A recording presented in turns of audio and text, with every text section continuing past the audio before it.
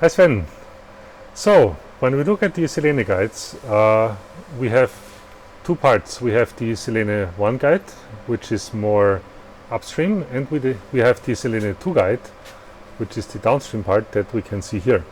So, when we compare SELENE1 and SELENE2, there is one distinct feature that distinguishes those two, which are these yellowish golden plates that seem to fulfill a very specific purpose that's only relevant for SELENE2 but not for SELENE1. So can you tell us more about this? Yeah, absolutely. So basically there is a cloud of neutrons coming down our instrument, passing through our guides and then going to the sample. Now you can think of neutrons in different ways. For this problem here, I think we should think about neutrons in terms of a sphere. Now, if you think of every neutron as a sphere that's coming down the beamline, then like a tennis ball, they also have a spin. They rotate around they rotate around themselves. And for some experiments, this rotation around themselves is relevant for what you are going to measure. So therefore there are experiments where you want only to have neutrons that have a very specific axis of rotation around themselves.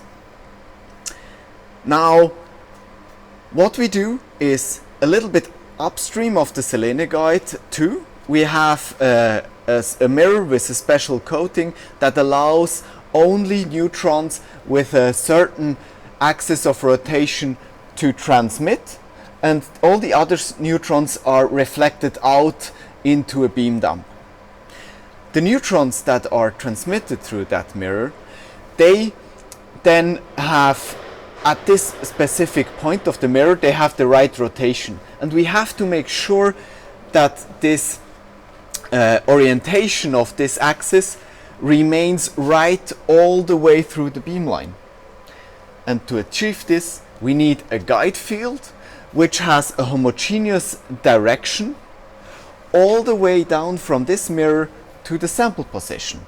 And what you are seeing here, those golden plates and also those beams in between, those are basically our they together produce the guide field that we need inside the Selene guide to transport the neutrons with the right orientation from this mirror upstream to the sample position. So that means you're basically manipulating the magnetic dipole moment of the neutrons, and you're doing that by using magnets, right? And when we look at these components here, like the yellow plates and these components that are connecting the yellow plates, where are the magnets? You're absolutely right. So basically we have strings of magnets basically on the upside of the guide field, and we have strings on the downside.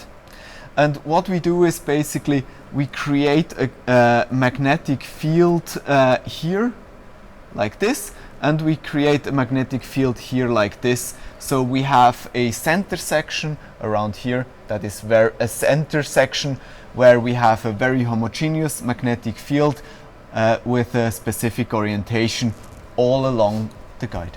Mm-hmm.